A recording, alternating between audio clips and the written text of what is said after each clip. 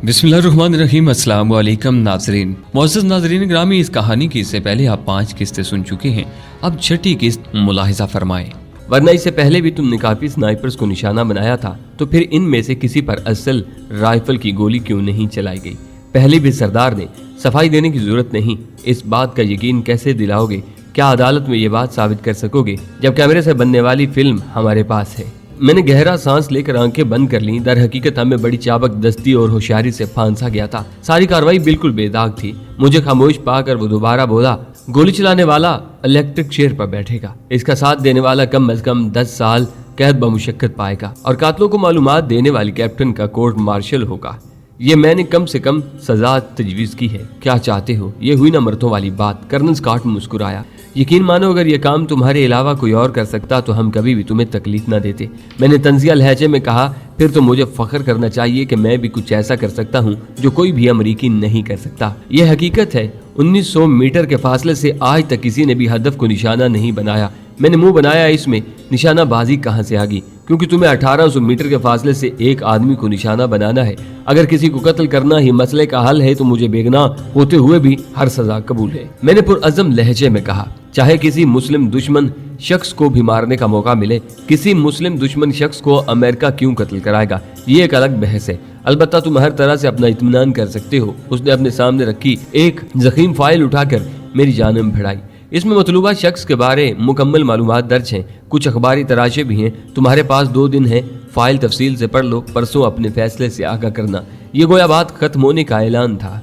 एक छोटी सी खलिश है, पूछो? उसने इस्तफहामिया नजरों से मेरी जानिब देखा। सरदार पहले भी इस राइफल से फायर कर सकता था। वो हंसा। 2-3 मरतबा उसने कोशिश तो की थी, फिर किया क्यों नहीं? मतलब? जी बिल्कुल, तुम सही समझे। उसने मेरी बात काटी। तुम्हारा साथी जब भी फायर करने की कोशिश करता, हम उसके फायर से पहले मतलूबा स्नाइपर को निशाना बना देते। और अगर इंडियन स्नाइपर्स को मैं निशाना बनाता, फिर बज़ाहिर तो ऐसा मुमकिन नहीं था, क्योंकि तुम्हारा पठान दोस्त मशक शुरू होने से पहले उनसे झगड़ चुका था, बल्कि उन्हें धमकी भी दे चुका था। बस जरूरत इस बात की थी कि तुम लोगों तक ये खबर बर वक्त पहुंच जाए कि तुम्हारी जानिब आने वाले इंडियन स्नाइपर्स हैं। और ये काम कैप्टन जेनिफर ने बहुस्ने खूबी कर लिया था, और यही वजह थी कि तुम्हारे मोबाइल्स को हमने नज़रअंदाज किए रखा। और अब अगर मैं इस काम के लिए राजी हो जाता हूँ तो फिर ये केस किस तरह हल होगा? कोई मसला ही नहीं। श्रीकांत की जान बच गई है। गोली चलाने की जिम्मेदारी सार्जेंट रेगन वाज कबूल कर लेगा। ओके, मैं जाने के इरादे से खड़ा हो गया। गालबन ये बताने की जरूरत तो नहीं पड़ेगी कि ये बात तुम्हारे तक रहना चाहिए। ज्यादा से ज्यादा तुम अपने साथी सरदार से मशवरा कर सकते हो। ये कहकर उसके सर के इशारे से मुझे जाने का इशारा किया और मैं वहां से बाहर निकल आया। उसका नाम ब्रेन वेल्स था। एक आला ओहदे पर फाइज होने के अलावा वो सिविल हलकों में भी काफी असर और रसूख रखता था। उसकी मुस्लिम दुश्मनी वाकई किसी से ढकी छुपी नहीं थी। मुसलमानों के खिलाफ चलने वाली हर तहरीक में वो पेश होता। फाइल में लगे अखबारी तराशों में उसके बयानात पढ़कर उसकी मुस्लिम दुश्मनी मुझ पर रोजे रोशन की तरह वाज़ेह हो चुकी थी। अब अमेरिकन हुकूमत या कर्नल स्कॉट डेविड उसे क्यों मरवाना चाहते थे, ये मेरी समझ में नहीं आ रहा था। काफी गौर फिक्र के बाद मैंने सरदार को भी सारी बात तफसील से बता दी। इस वक्त हम बाहर लान में बैठे थे, तो कल इसलिए तुम्हें बुलाया गया था। उसने पुरख्याल अंदाज में सर हिलाया। बिल्कुल, इसमें भी उनकी कोई चाल न हो। आजकल यूं भी नाम निहाद मुसलमानों को रकम देकर दहशतगर्दाना कार्रवाइयों में मुलव्वस किया जाता है और फिर इसी को आड़ बनाकर इस्लाम को बदनाम किया जाता है। इस बारे मैंने काफ़ी सोचा है, लेकिन मौजूदा सूरत हाल में हमसे ये काम लेकर हमें पंसाया नहीं जा सकता, क्योंकि ना तो हमारा अमेरिका में किसी ऐसी मुसलमान तंजीम से राब्ता कायम किया जा सकता है और ना एक ट्रेनिंग करने वाले सिपाही के पास हैवी स्नाइपर जैसे हथियार की मौजूदगी का कोई जवाब बनता है। ऐसा होने में सरासर इनकी अपनी नाहली साबित होगी और फिर मैं यूं भी इस काम के लिए तुम्हारे अलावा किसी दूसरे को मददगार के तौर पर साथ ले जाने की कोशिश करूंगा। असल बात यह है कि वो खुद क्यों नहीं ये काम करते। इस बारे कर्नल स्कॉट का कहना था कि वो 1800 मीटर दूर से हदफ को निशाना बनवाना चाहते हैं और मेरे अलावा कोई भी इस फासले से फायर करने की अहलियत नहीं रखता। कारीन की मालूमात के लिए बताता चलूं कि अब NZU 20mm स्नाइपर राइफल भी इजाद हो चुकी है, जिसकी कारगर रेंज 3500 मीटर है। अलबत्ता कुछ हथियार शनास उसे सिर्फ एंटी मटेरियल राइफल कहते हैं। बज़ाहिर तो इसकी बात बिल्कुल ठीक है, सरदार ने ख्याल जाहिर किया। मैंने पूछा, तो फिर क्या करूं? आमादगी जाहिर कर दूं? अगर लिजोना से मशवरा कर लें, वो यूं भी इंटेलिजेंस से मुतल्लक है, इस मामले में बेहतर राय दे सकेगी। सरदार का मशवरा काफी बेहतर था। क्या लिजोना को राजदार बनाना ठीक होगा? कहीं वो राज फाश न कर दे। जहां तक मेरा अंदाजा है, लिजोना काबिल एतमाद लड़की है, वो यकीनन हमें धोखा नहीं देगी। बल्कि याद करो तो तुम्हें जेनिफर से मोहतात रहने का मशवरा उसी ने दिया था। ठीक है, रात को डिनर के बाद तुम उसके कमरे में चले जाना, वहाँ काफ़ी वगैरह पी कर थोड़ी देर गपशप करना और फिर हवाखोरी के बहाने उसे यहाँ ले आना। लेकिन याद रहे, किसी भी किस्म के नुकसान के जिम्मेदार तुम खुद होगे। नुकसान उसके लहजे में हैरानी थी। हाँ नुकसान, क्योंकि यकीनन हमारे करम फरमाओ को लिजोना का इस राज से वाकिफ होना पसंद नहीं आएगा। रहने दो फिर, सरदार दो टोक लहजे में बोला। बड़ी फिक्र है खान साहब। नहीं यार, किसी बेगुनाह को ख्वामुखा अपने मसाइल का शरीक बनाना कहाँ की अक्लमंदी है, उसने संजीदा लहजे में कहा। दुरुस्त कहा। यूं भी कर्नल स्कॉट ने मुझे किसी भी आदमी को यह बात बताने से मना कर दिया था। मैं फौरन उसके साथ मुत्तफिक हो गया था। रात का खाना खाकर सरदार लिजोना के साथ काफी पीने चला गया था। उन्होंने मुझे भी दावत दी, मगर मैंने उसके साथ जाना मुनासिब न समझा।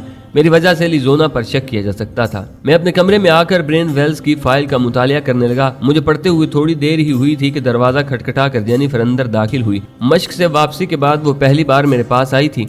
क्या हाल है जी? वो बेतकल्फी से मेरे साथ बैठ गई। बेहतर है, मुख्तसर कहकर मैं मुतालिए की तरफ मुतवज्जा हो गया।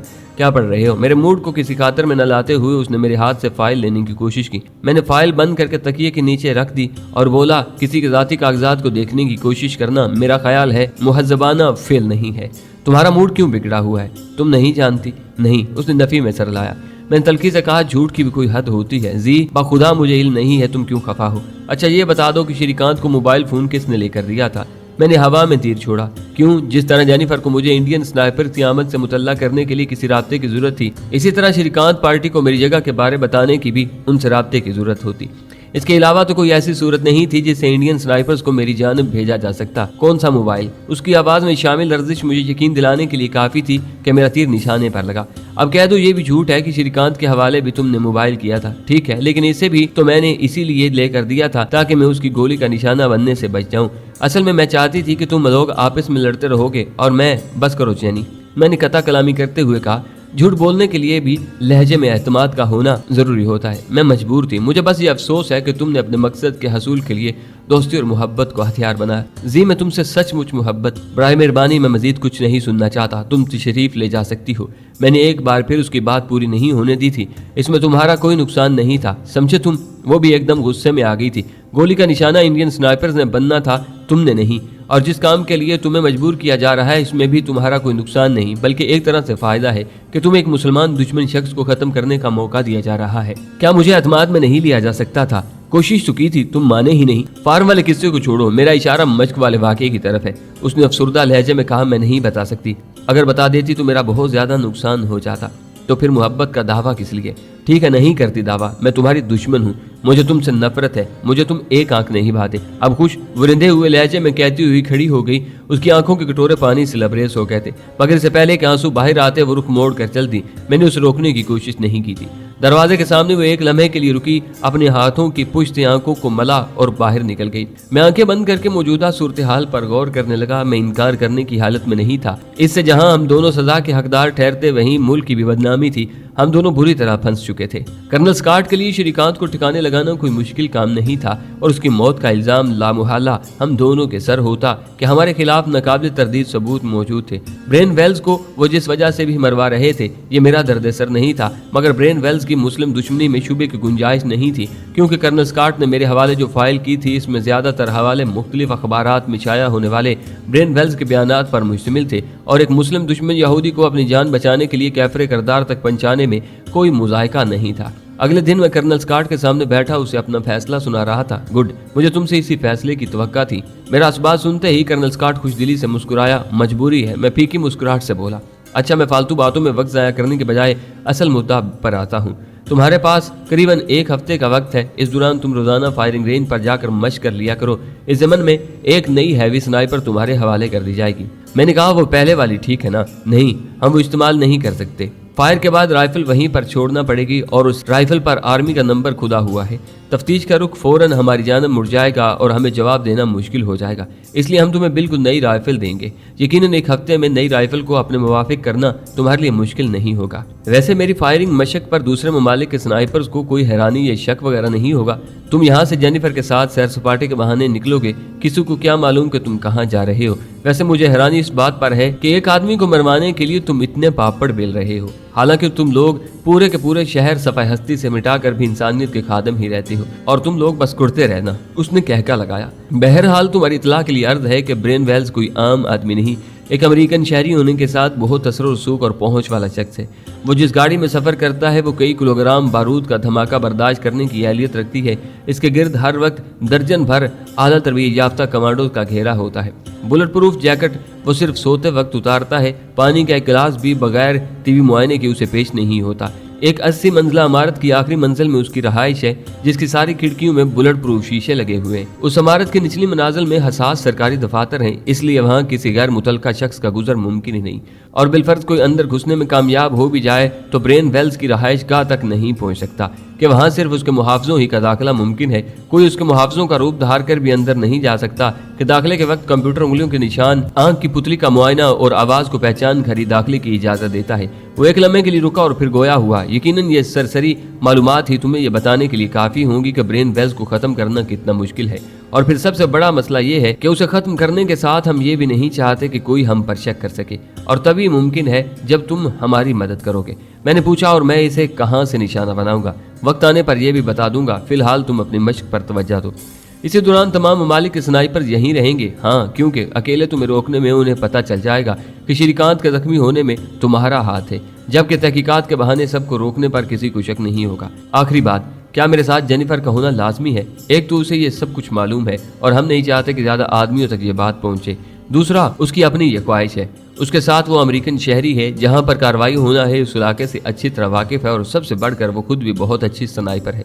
मुझे इजाजत है। मैं खड़ा हो गया। ठीक है, लेकिन याद रखना, इस काम को हल्का न समझना। तुम्हारी नाकामी का मतलब ये है कि वो मजीद चौकन्ना हो जाएगा और ये मुश्किल काम नामुमकिन में तब्दील हो जाएगा। जब हामी भर ली है तो धोखा नहीं दूंगा। अलबत्ता 100% कामयाबी का दावा कोई भी नहीं कर सकता। उसने मुत्तफिक होने के अंदाज में सर हिलाया और मैं वहां से बाहर आया। मैं बमुश्किल अपने कमरे में दाखिल हो पाया था कि जेनिफर आ धमकी। उसके चेहरे पर कल वाली गुफ्तगू के आसार अब तक मादूम नहीं हुए थे। वो सपाट लहजे में बोली, सर स्कॉट कह रहे हैं हमें वक्त जाया नहीं करना चाहिए। मैं तैयार हूँ। मेरे लहजे में भी अजनबियत कूट कूट कर भरी हुई थी। चलो फिर, उसने कहा और हम कमरे से बाहर निकल आए। सरदार गायब था और मेरे अंदाजे के मुताबिक उसे लिजोना के पास होना चाहिए था। उसे मैंने सख्ती से ताकीद कर दी थी कि वो लिजोना को ये बात बिल्कुल न बताए। यूं भी वो कोई छोटा बच्चा नहीं था कि अपने फायदे नुकसान की बाबत न जान सकता। मैं जेनिफर की माइत में चलता हुआ उसकी कार तक पहुंचा। उसके पास सुर्ख रंग की खूबसूरत BMW थी। फायरिंग रेंज तक हम बगैर कोई गुफ्तगू किए पहुंचे थे। शनाख्त के मराहिल से गुजरकर हम फायरिंग अड्डे पर पहुंच गए। मुझे वहीं रुकने का कहकर वो वहां पर बनी एक 2 मंजिला इमारत की तरफ बढ़ गई।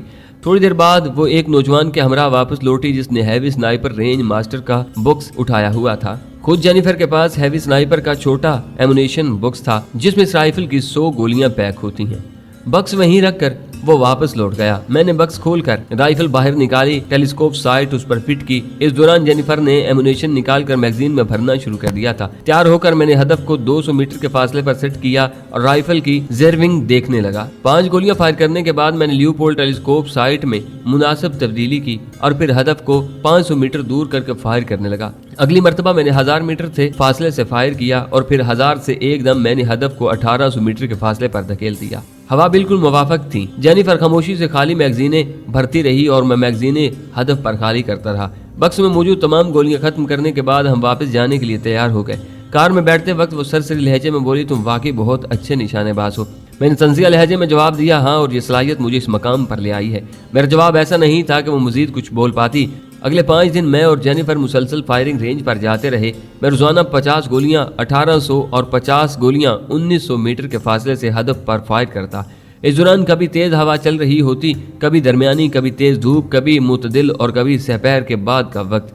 हर किस्म के हालात में फायर करने से इस फासले पर मेरा निशाना मजीद पुख्ता हो गया था। एतवार के दिन मुझे एक मरतबा फिर कर्नल स्कॉट के सामने पेश होना पड़ा। जेनिफर भी मेरे हमरा थी, वो भी अकेला नहीं था। फार्म हाउस वाली कर्नल जोली रोजवेल्ट उसके साथ ही बैठी थी। रस्मी कलमात की अदाई के बाद वो बराह रास्त मकसद पर आ गया। आज शाम को तुम लोगों ने न्यूयॉर्क जाना है। स्नाइपर राइफल पहले से ही भिजवा दी गई है। तुम लोगों ने जिस जिस होटल में ठहरना है उसके बारे जेनिफर को सब कुछ मालूम है। वहाँ तुम लोगों के चेहरे बदल दिए जाएंगे और नई शनाख्त के कागजात तुम्हें मिल जाएंगे। ये कहकर वो कर्नल जोली रोजवेल्ट की तरफ मुतवज्जा हुआ। खामोश बैठी जोली रोजवेल्ट ने टेबल से रिमोट कंट्रोल उठाकर दीवार पर लगी बड़े साइज की LED ऑन की और अपने सामने मौजूद लैपटॉप की तरफ मुतवज्जा होगी। LED की स्क्रीन रोशन हुई और पस मंजर में एक खूबसूरत इमारत नजर आने लगी। जोली के लब वाह हुए। सोमवार को दिन 10 बजे हदफ ने यहाँ एक मीटिंग में शमूलियत करना है जिसका दौरानिया 1 घंटा होगा। اس کے بعد وہ اسی عمارت کے لان میں ایک پریس کانفرنس سے خطاب کرے گا۔ اس نے 10 منٹ کی مختصر سی تقریر کرنی ہے اور اس کے بعد صحافیوں کی طرف سے سوالات اور جوابات کا ایک مختصر سا سلسلہ ہوگا۔ اس کا دورانیہ 10 سے 15 منٹ پر مشتمل ہوگا۔ صحافیوں سے گفتگو ختم کر کے وہ اسی جگہ آئے گا۔ جولی نے ترتیب سے لگی کرسیوں کی نشاندہی کی۔ اس کرسی پر میں نے اس سے 3 کاغذ سائن کرانے ہیں اور اس میں بمشکل 50 سیکنڈ سے 1 منٹ تک کا وقت لگے گا۔ اسی دوران اسے نشانہ بنایا جا سکے گا۔ اسی عمارت کے گرد 1300 سے 1400 میٹر کے دائرے میں جتنی بھی بلند عمارتیں ہیں کہ جن کی چھت سے اس جگہ کو دیکھا جا سکے، ان پر پولیس، CIA اور FBI کے اہلکار تعینات ہوں گے۔ البتہ اس سے زیادہ فاصلے والی عمارتوں کو ہم نے جان بوجھ کر نظر انداز کر دیا ہے اور اس میں ایک اسی ہوٹل کی عمارت ہے۔ جولی نے ایک بلند ہوٹل کی تصویر کو سکرین پر روکا۔ یہ 4 سیزن ہوٹل ہے۔ اس کی بلندی قریباً 200 میٹر ہے اور یہ 52 منزلہ عمارت ہے۔ اس کی چھت سے اس کرسی تک کا ہوائی فاصلہ 1885 میٹر بنتا ہے۔ 50ویں منزل پر تم دونوں کے لیے کمرہ بک ہو چکا ہے۔ وہاں سنائپر رائفل بھی پہنچا دی گئی ہے۔ کمرے سے رائفل چھت پر لے جانا اور کامیاب فائر کے بعد خود کو سرکاری اہلکاروں سے محفوظ رکھنا تمہاری اپنی ذمہ داری ہوگی۔ میں نے تنزیہ انداز میں پوچھا، مطلب اگر ہم ان کے ہاتھ چڑھ گئے تو تم ہم سے لاتعلقی ظاہر کرو گے؟ نہیں، میں نے ایک امکانی بات کی ہے، ویسے ایسا موقع نہیں آئے گا۔ اس ہوٹل میں قریباً 450 کمرے ہیں اور تمام کمروں کی چھان بین کر کے کسی اہلکار کا تم تک پہنچنا اتنا آسان نہیں ہوگا، مگر احتیاط تو لازم ہے نا۔ تم جانتی ہو کہ میرے لیے یہ بالکل انجان علاقہ ہے۔ اس نے اطمینان سے جواب دیا، کیپٹن کی موجودگی میں تمہارا یہ گلہ بیچا ہے۔ کاغذ دستخط کراتے وقت تمہارا اس سے فاصلہ کتنا ہوگا؟ وہ اس کرسی پر بیٹھا ہوگا اور میں اس کے بائیں طرف والی کرسی پر بیٹھی ہوں گی۔ اس نے 2 اکٹھی پڑی کرسیوں کی نشاندہی کی تھی۔ میں نے مشورہ دیتے ہوئے کہا، مناسب ہوگا کہ تم بیٹھنے کے بجائے کھڑے ہو کر اس سے دستخط لینا اور بلٹ پروف جیکٹ ضرور پہننا۔ کیا مطلب یہ کہ ٹانگ میں لگنے والی گولی سے موت واقعا نہیں ہوتی، مگر مجھے تو بتایا گیا ہے کہ تم بے مثال نشانے باز ہو۔ میڈم، 1900 میٹر کے فاصلے سے ایک آدمی کے سر کو نشانہ بنانا اور موسم کا کوئی پتہ نہیں کہ کیسا ہو، سب سے بڑا خطرہ ہوا کا ہوتا ہے۔ گولی کو آسانی سے دائیں بائیں لے جا سکتی ہے۔ جب وہ روسٹم سے چل کر اس کرسی تک آئے گا تو کیا اس وقت اسے نشانہ بنانا ممکن نہیں ہے؟ حرکتی ہدف کو اتنے فاصلے سے نشانہ بنانا بہت مشکل ہوتا ہے۔ ٹھیک ہے، میں کوشش کروں گی کہ کھڑے ہو کر اسے دستخط لوں، لیکن اگر اس نے مجھے بیٹھنے کا کہا تو یقیناً میں انکار نہیں کر سکوں گی۔ یہ کاغذ تمہاری بجائے کوئی اور دستخط کرانے نہیں آ سکتا؟ نہیں، اور اگر آ سکتا تب بھی میں خود ہی آتی کہ دوسری صورت میں شک کی زد میں آ سکتی ہوں۔ تیز ہوا چلنے کی صورت میں کیا میں گولی نہ چلانے کا فیصلہ کر سکتا ہوں؟ جولی روز ویلٹ نے سوالیہ نظروں سے کرنل اسکاٹ کی طرف دیکھا۔ نہیں، کرنل اسکاٹ نے نفی میں سر ہلایا، یہ موقع بہت عرصے بعد ہاتھ آیا ہے اور ہم تم لوگوں کو مزید یہاں روک بھی نہیں سکتے نا۔ ٹھیک ہے، لیکن کوشش کرنا میڈم۔ ہوا اگر ہدف سے تمہاری طرف چل رہی ہو تو پھر بیٹھنے کی بجائے کھڑے ہونے کو ترجیح دینا۔ کوئی اور سوال؟ کرنل جولی روز ویلٹ نے میری بات کا جواب دینے کی ضرورت محسوس نہیں کی تھی۔ شکریہ مادام، میں نے کہا جبکہ جینیفر نے نفی میں سر ہلانے پر اکتفا کیا تھا۔ ٹھیک ہے، تمہارے پاس 1 گھنٹے کا وقت ہے۔ یہ ساری تفصیلات ایک بار پھر اس پریزنٹیشن میں دیکھ لو۔ 2 گھنٹے بعد تمہیں یہاں سے روانہ ہونا ہوگا۔ یہ کہہ کر کرنل اسکاٹ کھڑا ہو گیا۔ کرنل جولی روز ویلٹ نے بھی اس کی تلقید کی تھی۔ ہم دونوں نے بھی اٹھ کر انہیں تعظیم دی۔ وہ لیپ ٹاپ کو آن چھوڑ کر چلے گئے تھے۔ ان کے جانے کے بعد جینیفر مجھے اس جگہ اور ارد گرد کی عمارتوں سے واقفیت دلانے لگی۔ اس کی باتیں سن کر مجھے کرنل اسکاٹ کی بات بالکل صحیح لگنے لگی تھی کہ اس مشن میں جینیفر سے اچھا ساتھی مجھے نہیں مل سکتا تھا۔ تمام پہلوؤں کا ایک بار پھر جائزہ لینے کے بعد ہم دونوں جانے کے لیے تیار تھے۔ میں نے کہا، میرا خیال ہے میں ایک بار اپنے ساتھی سے مل لوں۔ ٹھیک ہے، تم ہو آؤ۔ جینیفر نے اسبات میں سر ہلایا۔ میں وہاں سے سیدھا اپنے کمرے میں آیا۔ سردار ٹی وی دیکھ رہا تھا۔ مجھے دیکھتے ہی شکوہ کناں ہوا، آج کل نظر ہی نہیں آتے ذیشان بھائی۔ میں نے ہنستے ہوئے کہا، تمہاری نظر لیزونا سے ہٹے تو ہم نظر آئے نا۔ کہہ سکتے ہو بھائی، اس نے منہ بنا کر کہا۔ اچھا، میں تمہیں الوداع کہنے آیا ہوں۔ کیا مطلب؟ اس نے حیرانی سے پوچھا۔ میں اور جینیفر بس کچھ دیر میں نیو یارک روانہ ہو جائیں گے، مجھے بھی ساتھ لے چلتے۔ ہم کوئی سیر سپاٹے کے لیے نہیں جا رہے، اسی لیے تو کہہ رہا ہوں، اوپر خلوص لہجے میں بولا۔ بس یار دعا کرنا۔ میں نے اسے الوداعی معانقہ کیا اور واپس مڑ گیا۔ جینیفر کی خوبصورت BMW کار میں بیٹھ کر ہم نیو جرسی سے نیو یارک روانہ ہو گئے۔ 2.25 گھنٹوں میں ہم نیو یارک پہنچ گئے تھے۔ نومیڈ ہوٹل میں ہمارے لیے ایک کمرہ اصل ناموں سے بک تھا۔ وہاں ہمارا حلیہ بدلنے کے لیے میک اپ کا ایک ماہر موجود تھا۔ ہم نے اپنا حلیہ بدلی کیا اور وہاں سے باہر آ گئے۔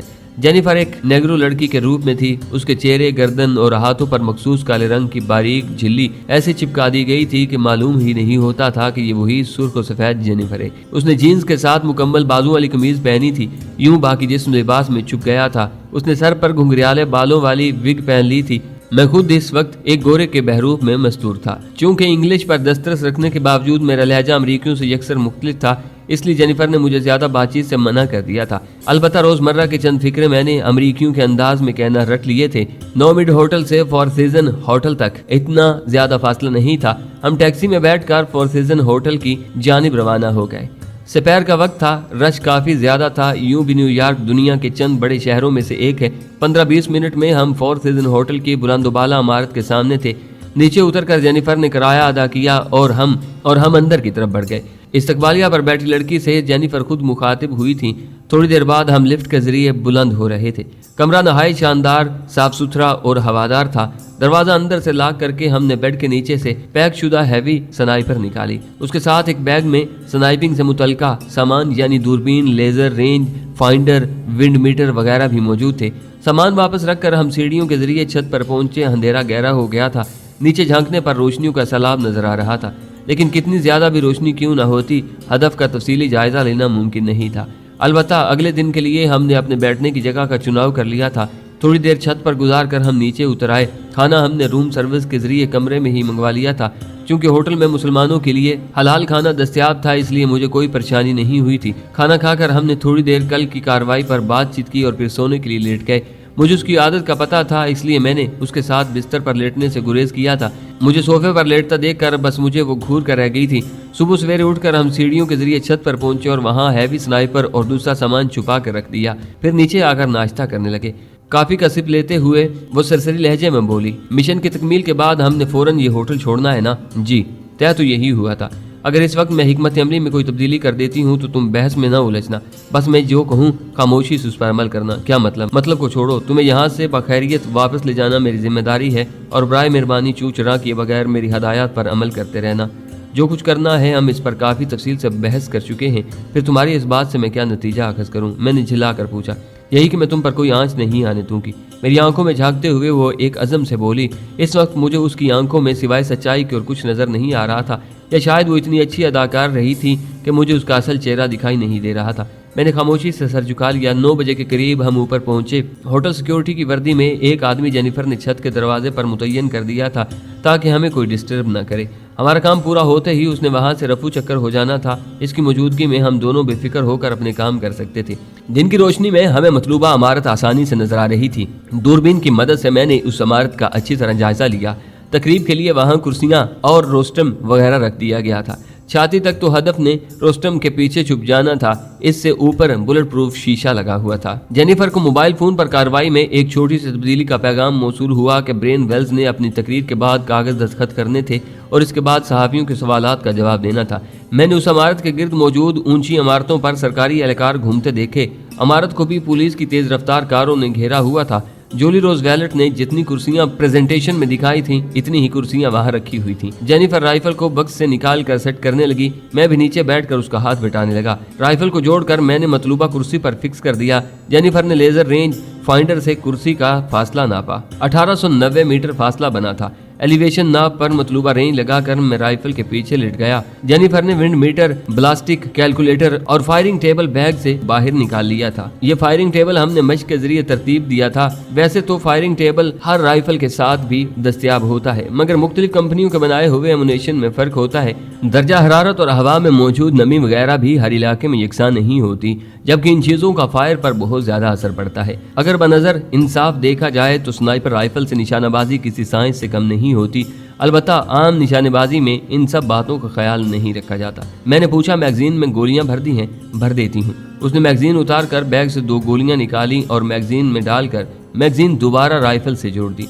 दोनों गोलियों पर किसी भी किस्म की लिखाई और निशान वगैरह लगा हुआ नहीं था। 2 ही गोलियां मिली हैं, कहकर वो विंड मीटर से हवा की रफ्तार मापने लगी। रफ्तार माप कर उसने फायरिंग टेबल की मदद से मतलूबा डिफ्लेक्शन मुझे बता दी। अभी तक ठहरो, हवा का कोई एतबार नहीं है कि रुक जाए या तेज हो जाए। जिस वक्त हदफ रोस्टम छोड़कर कुर्सी की जानिब हरकत करेगा, उस वक्त तुमने हवा की रफ्तार मालूम करके मतलूबा डिफ्लेक्शन बताना होगी। ठीक है, कहकर उसने दूरबीन उठाई और मेरे साथ ही उल्टी लेटकर इतराफ का जायजा लेने लगी। मैं ये काम टेलीस्कोप साइट की मदद से कर रहा था। वैसे एमुनेशन मयारी तो है ना? एक अंदेशा मेरे ज़हन में कुलबुलाया और मैंने जेनिफर के गोश गुजार कर दिया। ये बिल्कुल वही एमुनेशन है जिससे तुम मशक करते रहे हो, बस केस और बुलेट पर कोई निशान वगैरह नहीं है। इसके जवाब पर मैंने इत्मीनान से सर हिला दिया था। कारीन की मालूमात के लिए बताता चलूं कि हर स्नाइपर राइफल का एमुनेशन मुख्तलिफ कंपनियां बनाती हैं और हर कंपनी एक मखसूस ग्रीन बारूद केस में भरती है। ग्रीन का मतलब गोली में बारूद की मिकदार नापने का पैमाना है। इंतजार के लम्हात तवील होने के बावजूद बीत जाया करते हैं। आखिर वक्त आ ही गया।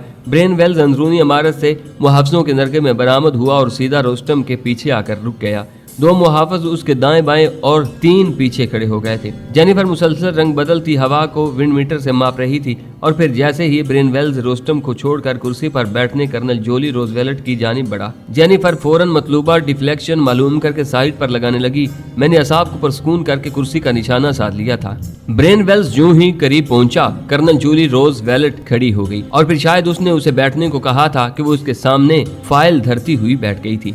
हवा नॉर्मल ही थी, लेकिन फिर भी कर्नल जोली रोजवेलट के दिल में खौफ की मौजूदगी यकीनी थी। उसे मालूम था कि जो शख्स उसके इतने करीब बैठा है उसने गोली का निशाना बनना है और निशानाबाज की हल्की सी गलती से वो गोली ब्रेन वेल्स की बजाय उसके सर में पेवस्त हो सकती थी। गहरा सांस लेकर मैंने निशाना साध लिया। जेनिफर ने भी आंखों से दूरबीन लगाते हुए मुझे धीमे लफ्जों में तसल्ली देना शुरू कर दी थी। जी, तुम ये कर सकते हो, तुम्हारे लिए बिल्कुल मुश्किल नहीं है। इत्मीनान से ट्रैगर दबाना कि हमारे पास बस एक ही गोली फायर करने का मौका है। हल्की हवा दाएं से बाएं चल रही थी। जेनिफर की डिफ्लेक्शन लगाने के बाद हवा की रफ्तार में थोड़ा इजाफा हुआ था, लेकिन अब हिसाब किताब का वक्त गुजर चुका था। कर्नल जोली रोजवेलट भी ब्रेन वेल्स के दाएं जाने बैठी हुई थी। हवा की रफ्तार में इजाफा जेनिफर ने भी महसूस कर लिया था और ये बात मुझे बताने में उसने देर नहीं लगाई थी। जी, हवा में थोड़ी तेजी आ गई है। मगर मैंने उसकी बात का जवाब दिए बगैर अपनी शस्त थोड़ी सी दाएं तरफ कर दी। ये अंदाजा हर स्नाइपर के जाती तजुर्बे के मरहून मिन्नत होता है। इस बारे में ना तो कोई उस्ताद सिखा सकता है और ना किसी किताब में यह दर्ज होता है, और यही अंदाज एक आम निशानेबाज और अच्छे निशानेबाज में तमीज की वजह बनता है। हदफ के सर झुकाकर दस्तखत करने तक मैं मुंतजिर रहा। यूं ही उसने फाइल बंद करके कर्नल जोली रोजवेलट की समत बढ़ाई। उस वक्त सेकंड भर के लिए साख्त हो गया था। मैंने सांस रोकते हुए एकदम ट्रैगर खींच लिया।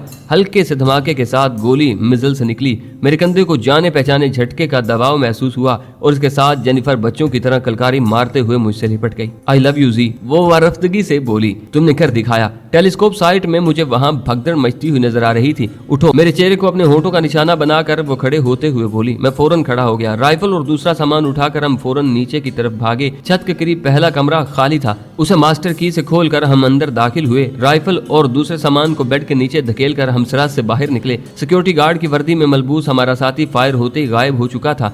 लिफ्ट का इंतजार करने के बजाय हम सीढ़ियों के जरिए नीचे उतरने लगे। मंसूबे के मुताबिक हमें 3-4 मंजिल नीचे उतरकर लिफ्ट पकड़ना थी। 48वीं मंजिल पर हमें लिफ्ट खाली मिली। पहली मंजिल के बजाय जेनिफर ने 5वीं मंजिल का बटन दबा दिया। मैंने पूछा, हमने तो नीचे उतरना था। जी बिल्कुल खामोश रहो, जेनिफर ने आहिस्ता से मुझे छिड़का। तेज रफ्तार लिफ्ट ने हमें जल्दी ही 5वीं मंजिल पर पहुंचा दिया था। मुझे साथ लेकर वो मखसूस कमरे में घुस गई। अंदर घुसते ही उसने फौरन विग उतारी, चेहरे पर चढ़ा मास्क उतारा और असल शक्ल में आ गई। हाथ पर चढ़े बारीक काले दस्ताने उतार कर उसने मेरी परवाह किए बगैर अपने जीन्स की पतलून भी उतार दी थी। नीचे उसने बारीक अंडरवेयर पहना हुआ था। मैंने फौरन अपना रुख दूसरी जानिब मोड़ लिया। चंद लम्हे बाद उसकी आवाज आई, अब तुम मेरी जानिब देख सकते हो। वो काले रंग की चुस्त पतलून और सफेद रंग की शर्ट पहन चुकी थी। उसके ऊपर एक काले ही रंग का कोट पहनकर वो मेरी तरफ मुतवज्जा हो गई। उसने मेरा मास्क उतारा और वहां पर मौजूद बैग से एक दूसरा मास्क निकाल कर मुझे पहनाने लगी। मेरे स्किन कलर के दस्ताने उतार कर उसने मुझे दूसरे दस्ताने पहना दिए और एक दूसरा लिबास निकाल कर उसने मुझे लिबास बदलने का कहा। उसी वक्त दरवाजे पे हल्की सी दस्तक हुई। मुझे साइड पर होने का इशारा करके उसने आगे बढ़कर दरवाजे में लगे मखसूस सुराख से बाहर झांका और फिर मुतमिन होकर दरवाजा खोल दिया। अंदर दाखिल होने वाली शख्सियत देखकर मुझे हैरत का शदीद झटका लगा था, क्योंकि वो भी जेनिफर ही थी, बिल्कुल उसी हुलिये में जिसमें असल जेनिफर खड़ी थी। जी, इसकी बातों पर अमल करना। मेरे करीब होकर उसने एक बार फिर अपने जज्बात का इजहार किया और सराज से बाहर निकल गई। शायद तुम लिबास बदली कर रहे थे। उसका लहजा जेनिफर से बहुत मुमासिल था। मैंने इस बात में सर हिलाने पर इक्तिफा किया था। यूं भी मैं काफी उलझ गया था कि वो सारा ड्रामा मेरी समझ में नहीं आ रहा था। तुम यहीं तब्दील कर लो, मैं ड्रेसिंग रूम में चली जाती हूँ। बेड पर रखा बैग उठाकर वो ड्रेसिंग रूम की तरफ बढ़ गई। मैंने भी जल्दी जल्दी लिबास तब्दील कर लिया। जब वो ड्रेसिंग रूम से निकली तो उसकी शक्ल बिल्कुल बदली हुई थी।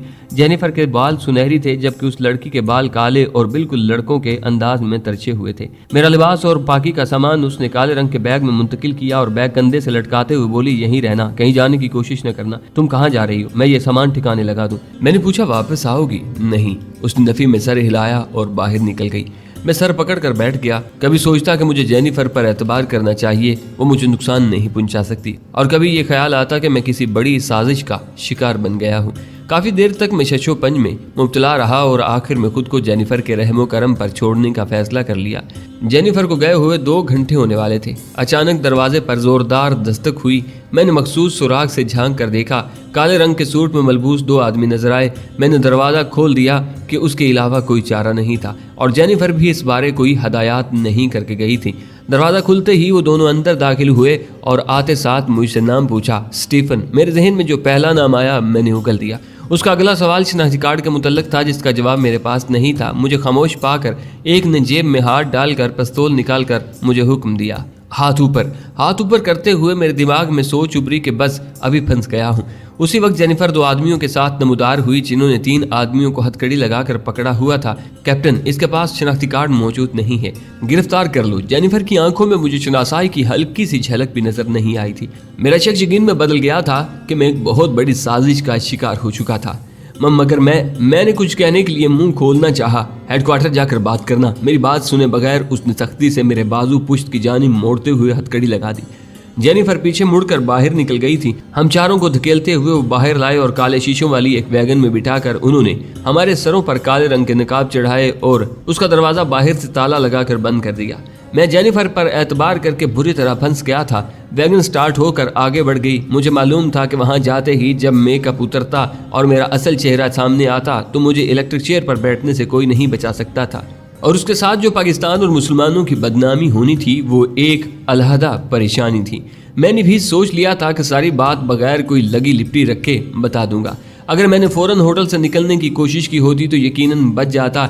एक हसरत भरी सोच मेरे ज़हन में उभरी और मैं सर झटक कर रह गया। जो होना था वो हो चुका था। मैं कई बार जेनिफर के हाथों धोखा खाने के बावजूद एक मरतबा फिर उस पर एतबार कर बैठा था।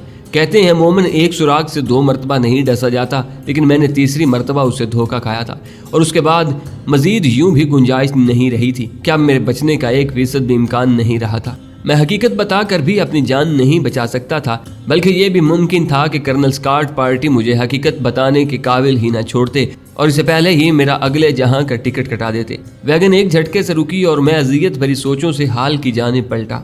स्टीफन, बाहर आओ। मैंने गिरफ्तार होते वक्त जो नकली नाम बताया था उसी से मुझे पुकारा गया। मैं झुके झुके उठा। दरवाजे के करीब खड़े किसी आदमी ने मुझे बाजुओं से पकड़कर नीचे उतरने में मदद दी और मेरे नीचे उतरते ही उसने मेरे हाथों से हथकड़ी खोल दी, लेकिन उसने मेरे चेहरे से काले रंग का कपड़ा नहीं हटाया था। आज खुद मैंने भी कपड़ा उतारने की कोशिश नहीं की थी। मेरे कानों में वैगन के आगे बढ़ने की आवाज आई। उसी वक्त किसी ने मेरे सर से नकाब खींचा। मेरी आंखों के सामने जो पहला मंजर उभरा वो सुनहरी बालों वाली खूबसूरत और दिलकश जेनिफर का था। वो मुस्कुरा रही थी। हाथ में पकड़ा नकाब उसने दूर फेंक दिया था। काली वैगन दूर जा रही थी। हम इस वक्त एक वीरान से कोचे में मौजूद थे।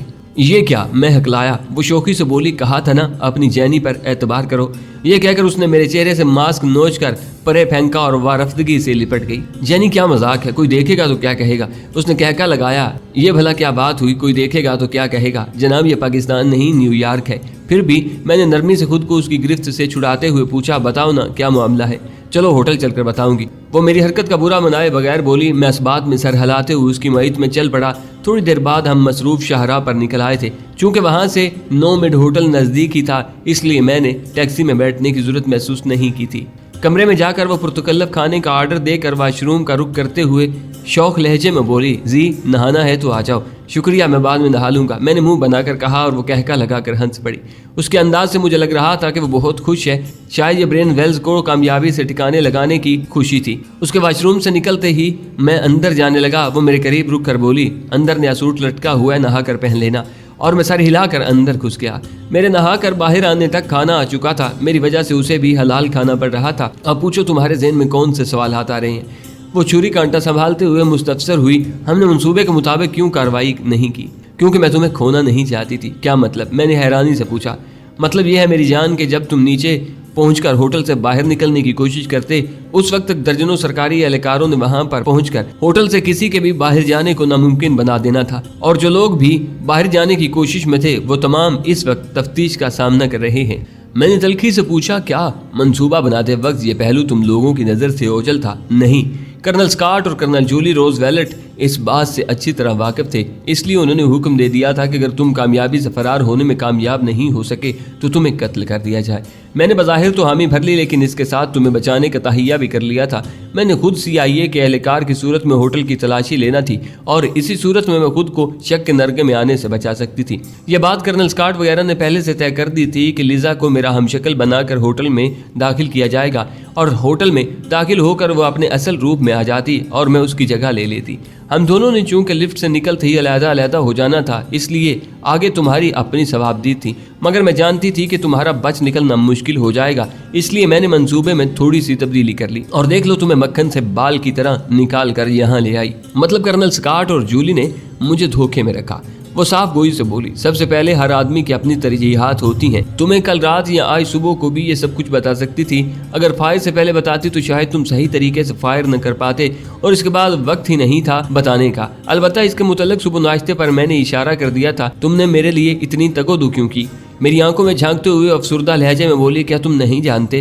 ویسے سچ کہوں تو میں تم پر اعتبار کر کے بہت پچھتا رہا تھا۔ جانتی ہوں تم نے کبھی مجھے اعتبار کے قابل سمجھا ہی نہیں۔ میری جگہ پر تم خود کو رکھ کر سوچو تو تمہیں احساس ہو۔ میں کئی بار صفائی دے چکی ہوں کہ میرا تمہاری جانب مائل ہونا کسی مقصد کے مرہون منت نہیں تھا، بلکہ تمہاری نشانہ بازی کی صلاحیت سامنے آنے کے بعد بھی کسی کے دماغ میں یہ منصوبہ نہیں آیا تھا۔ البتہ جس وقت برین ویلز کا یہ صحافیوں کے ساتھ سوال و جواب کا پروگرام کرنا جولی روزویلٹ کے علم میں آیا، اس وقت کسی ایسے سنائپر کی ضرورت محسوس ہوئی، اور اس نے کرنل اسکاٹ تک یہ بات پہنچائی۔ کرنل اسکاٹ چونکہ مجھے بطور ایک اچھے سنائپر کے پہچانتا ہے، اس لیے اس نے مجھ سے مشورہ لیا، لیکن میں نے 1500 میٹر سے زیادہ فاصلے پر نشانہ لگانے سے معذرت ظاہر کی۔ تب اس نے میجر جیمز میتھونی سے بات کی، اور میجر جیمز میتھونی کے واسطے سے تمہارا نام اس کے کانوں تک پہنچا۔ کرنل اسکاٹ نے تمہیں راضی کرنے کی ذمہ داری فوراً مجھے سونپ دی، اور میری پسندیدگی فرض کی لپیٹ میں آ گئی۔ میں تمہیں اصل بات بتانے کی حالت میں نہیں تھی۔ اسی طرح میرے سینئرز بھی ابھی تک میرے ان جذبات سے واقف نہیں ہیں جو میرے دل میں تمہارے لیے پنہاں ہیں۔ البتہ میری آج کی کارروائی کے بعد انہیں اصل بات کی تہہ تک پہنچنے میں دیر نہیں لگے گی۔ شاید تھوڑی بہت باز پرس بھی ہو، مگر مشن خوش اسلوبی سے پورا ہونے کی خوشی میں بات زبانی کلامی سرزنش سے آگے نہیں بڑھے گی۔ 1500 میٹر سے برین ویلز کو نشانہ بنانے میں کیا قباحت تھی؟ 1500 میٹر کے دائرے میں آنے والی عمارتوں پر اگر سرکاری اہلکار تعینات نہ کیے جاتے تو سیکیورٹی افیسرز شک کی زد میں آ جاتا۔ اب یہ ہوٹل تو قریباً 2 کلومیٹر دور تھا، یہاں سرکاری عملہ تعینات نہ کرنے کا مضبوط جواز تو موجود ہے نا۔ کھانا کھانے کے بعد ہم نے چائے بھی وہیں منگوا کر پی لی تھی۔ اس دوران جینیفر نے ٹی وی آن کر دیا تھا۔ برین ویلز کے قتل کی خبر اب تک بریکنگ نیوز کے طور پر چل رہی تھی، اور اس کے قتل کے پیچھے اصل محرک ڈھونڈنے کے لیے مختلف قیاس آرائیاں کی جا رہی تھیں۔ مستقبل قریب میں ہونے والے صدارتی انتخابات کو بھی اس قتل کے ساتھ جوڑا جا رہا تھا۔ تحقیقات کرنے والوں کی رسائی اس وقت تک ہیوی سنائپرز تک نہیں ہو پائی تھی، البتہ ہمارے فائر کرنے کی جگہ تلاشنے میں انہیں کوئی دشواری پیش نہیں آئی تھی۔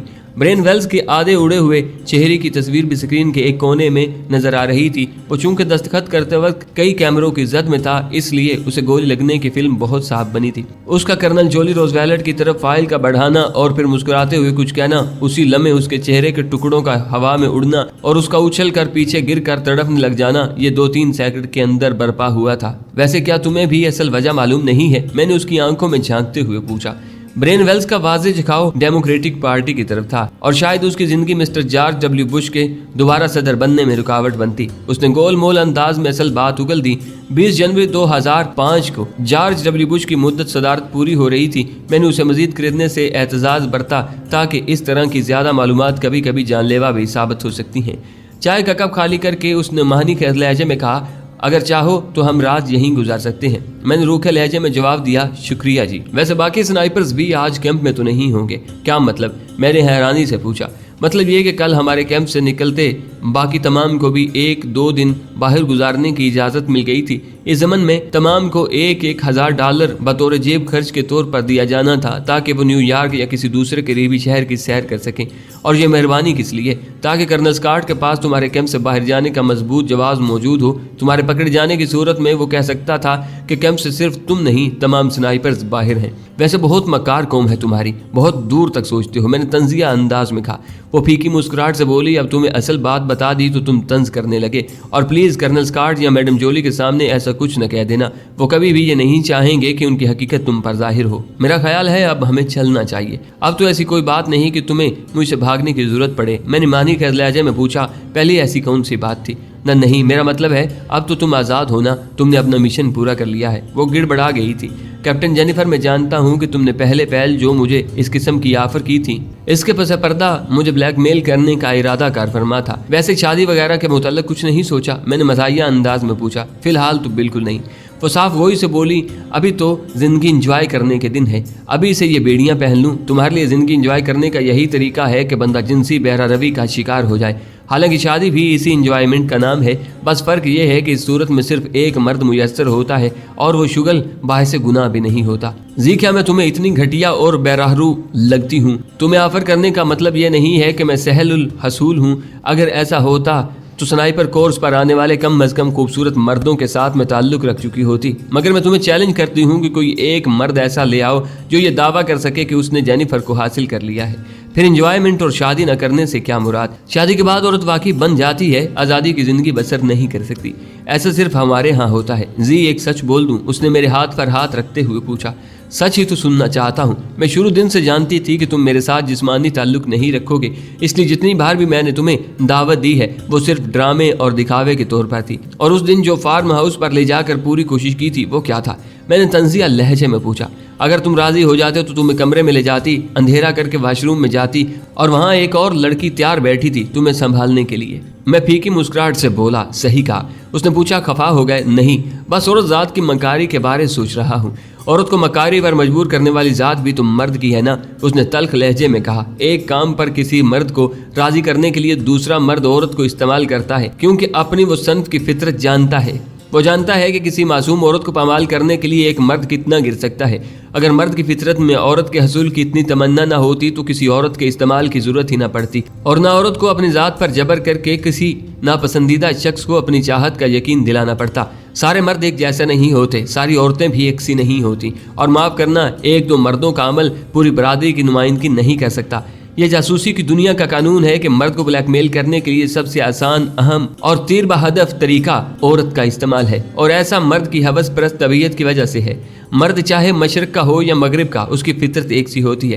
ہر آدمی اپنی ذات کا ذمہ دار ہوتا ہے، اس کی سچی اور کھری باتوں کا۔ اس کے علاوہ مجھے کوئی جواب نہیں سوچا تھا۔ مان لیا مگر تم نے عورت ذات کو مکار کہا تو جواباً تمہیں آئینہ دکھانا پڑا، ورنہ تم سے مجھے کوئی گلہ نہیں۔ چلو اس بہانے مجھے اپنی حیثیت کا تو پتہ چل گیا کہ تم میری جانب کیوں مائل ہوئی تھی۔ اس بار اس نے میری بات کا کوئی جواب نہیں دیا تھا۔ میں نے لمحہ بھر کی خاموشی کے بعد دوبارہ زبان کھولی، اور جہاں تک گلے کا تعلق ہے تو وہ مجھے تم سے ہونا چاہیے۔ اگر حقیقت کھنگالی جائے تو پہلے دن تم جانے کیوں میرے پاس آئی تھی؟ یقیناً اس وجہ سے کہ ہمارا ملک تمہارے ہاں کچھ زیادہ ہی بدنام ہے، اور پھر مجھ سے ملتے وقت تم میری یادداشت سے متاثر ہوئی اور میری جانب دوستی کا ہاتھ بڑھایا۔